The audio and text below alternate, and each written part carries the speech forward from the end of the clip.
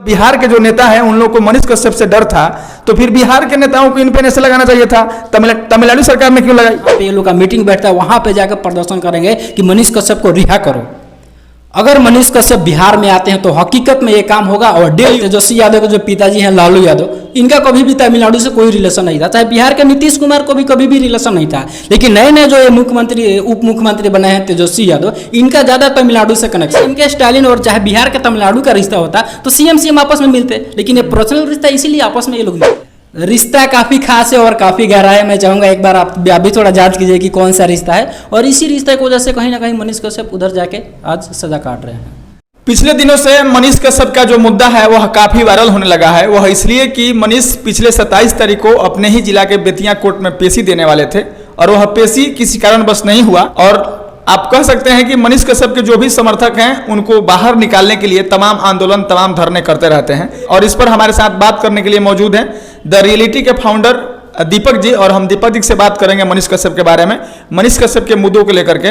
और मेरा पहला सवाल रहेगा कि मनीष कश्यप जैसे मतलब कई और पत्रकार थे, कई प्रिंट मीडिया के लोग थे और कई इंटरनेशनल टीवी चैनल भी थे जो तमिलनाडु के वीडियो को लेकर के उन लोगों ने वीडियो बनाया था, लेकिन आखिर कार्रवाई मनीष कश्यप पर क्यों हुई?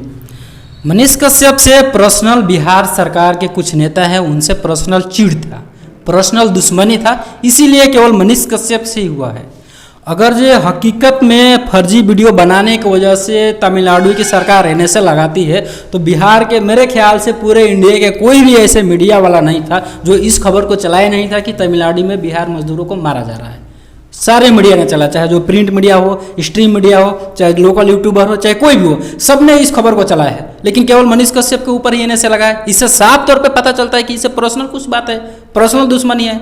अच्छा, बाकी मनीष कश्यप भी तो मतलब बिहार के सरकार में बिहार के मुखिया को नहीं मतलब बोलते हैं और वह सीधे लाइव आकर के कहते हैं कि जेल से बाहर आ गया तो 180 दिनों में आपकी सरकार गिरा देंगे। किसी यूट्यूबर का या फिर किसी पत्रकार का ऐसा कहना कहाँ तक ठीक लगता है आपको? देखिए, अगर जो ठीक नहीं है, मान लेते हैं कि एक तरह से ये बात कहना ठीक नहीं है, लेकिन डर किसको होगा? अगर हम आपको बोलते हैं कि आपको इस दुकान से निकाल देंगे तो आपको क्यों डर होगा? आपका दुकान है, आपका सब चीज़ है, तो आपको डरने की क्या बात है? डरेगा वो जिसके अंदर कमियां है। तेजस्वी यादव तब डर गए तब उनका अंदर कमियां हो, उनको एहसास हो गया कि हाँ ये सच में हमारी सरकार गिरा सकता है, तो अभी ना डर के मारे ऐसा हो गया। जो नहीं डरता वो कितना भी कुत्ता भोंकता है तो हाथी को भी टर्मलाता है, आराम से सीना तान के चलेगा, शेर आराम से तान के चलेगा। डरता है, डर उसी को लगेगा जो कमजोर है अंदर से, उसको लगेगा कि हाँ ये शेर है, हमको खा जाएगा, हमारे पास में आ रहा है। तो शेर चलता है तो ये लोग भागते हैं, छोटे छोटे जानवर भागते हैं। डर उसी को लगेगा जिसको समझ में आ जाएगा कि हाँ ये सच में कर सकता है। तो वही बात हुआ, डर गए, इसीलिए ऐसा अभी पावर में है तो इस्तेमाल किए हैं। लेकिन हकीकत बात है, फिर से बाहर निकलेंगे तो वही काम होगा। अच्छा, अभी पिछले दिनों पटना में बैठक हुई थी और उस बैठक में मान लीजिए जिस स्टेट में वह बंद हैं वहां के मुख्यमंत्री भी आए थे और मतलब आपके स्टेट का कोई युवा कह सकते हैं कि आपके घर के किसी भाई को किसी ने बंद करके अपने यहाँ रखा है और राष्ट्रद्रोह के केस में रखा है और आप उसके लिए अपने यहाँ दरी बिछाते हैं, चादर बिछाते हैं और फिर इस बात की बैठक करते हैं कि किसी एक व्यक्ति को हरा करके सत्ता में हम लोग कैसे आएंगे। इसको लेकर क्या सोचते हैं आप? देखिए, अगर जो इन लोगों की, अपने बिहार की कुछ नेताओं की बात कर ले तो एकदम क्लियर हो गया है। चाहे नीतीश कुमार हो, चाहे तेजस्वी यादव है, चाहे विपक्ष के जितने भी दल हो, आप देख रहे हैं ये सब लोग इकट्ठे हो रहे हैं मोदी को हराने के लिए।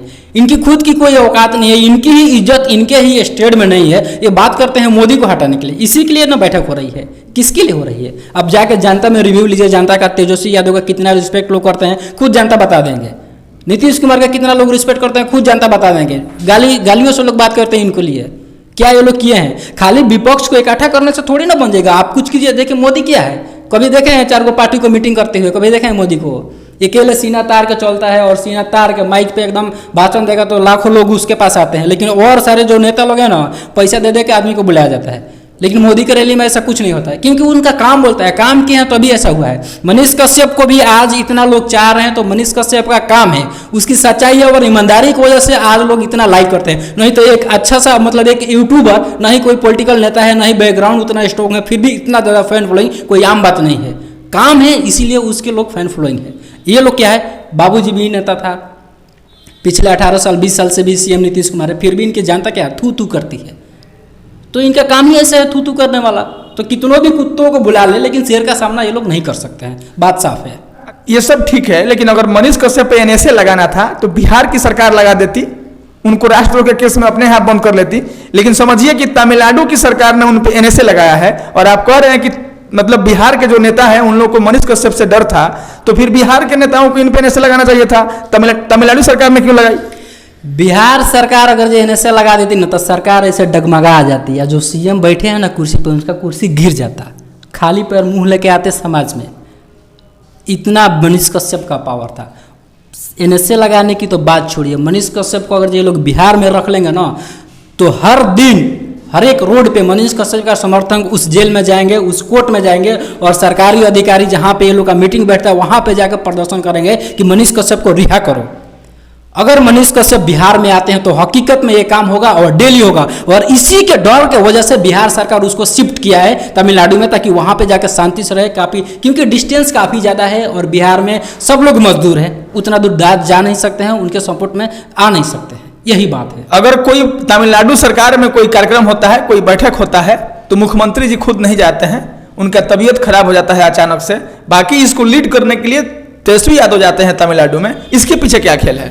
देखिए ये सब पर्सनल एक बात है। आप अगर देखे होंगे तो तेजस्वी यादव के जो पिताजी हैं लालू यादव, इनका कभी भी तमिलनाडु से कोई रिलेशन नहीं था। चाहे बिहार के नीतीश कुमार को भी कभी भी रिलेशन नहीं था। लेकिन नए नए जो ये मुख्यमंत्री उप मुख्यमंत्री बने हैं तेजस्वी यादव, इनका ज़्यादा तमिलनाडु से कनेक्शन है। कोई कुछ खास बातें तभी जाते हैं। पिछली बार बर्थडे था, आप देखा होगा, तभी से ये सब मामला हुआ है। बर्थडे में गए थे केक खाने के लिए, केक को खा के बवाल हो गया तमिलनाडु में। बाद में फिर भी एक बार गए थे मिलने के लिए, फिर वहाँ से यहाँ पे लोग आ रहे हैं मिलने के लिए। क्या बात है? पर्सनल कोई बात है तो अभी इन लोगों ने, अगर जब बिहार का रिश्ता होता तो बिहार का जो मुख्यमंत्री है उनसे उनका होता। आप देख रहे हैं अगर जब प्रधानमंत्री मोदी का किसी से रिश्ता होता है तो उसके देश का जो लीडर है उससे होता है। प्रधानमंत्री नरेंद्र मोदी जाएंगे अमेरिका तो जो बाइडेन से ही मिलेंगे, क्योंकि इनसे ज़्यादा दोस्ती था बराक ओबामा से, लेकिन फिर भी नहीं मिलते हैं क्योंकि देश का रिश्ता है। तो वही अगर जो एम के स्टालिन और चाहे बिहार के तमिलनाडु का रिश्ता होता तो सीएम आपस में मिलते, लेकिन ये पर्सनल रिश्ता इसीलिए आपस में ये लोग मिलते हैं। अरे माने मोटे तौर पे एम के स्टालिन का बिहार के सरकार से रिश्ता नहीं है, तेजस्वी यादव से रिश्ता है, और ये लोग अपने में आने जाने का जो क्रम है ये चलता रहता है।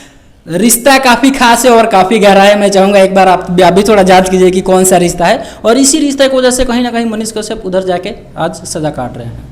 चलिए, ये थे हमारे साथ द रियलिटी के फाउंडर दीपक जी, और इनसे हमने मनीष कश्यप को लेकर के तमाम बातचीत की है और इस बातचीत के सिलसिला को आपके सामने रखा है। यह बातचीत आपको कैसा लगा? बाकी मनीष कश्यप के बारे में आप क्या सोचते हैं, इस खबर के बारे में आप क्या सोचते हैं, हमको हमारे इस वीडियो के कमेंट में जरूर बताइएगा। बाकी हम मिलेंगे फिर किसी नए वीडियो में। इस तरह की तमाम खबरों के लिए आप बने रहिए हमारे साथ। तब तक के लिए धन्यवाद।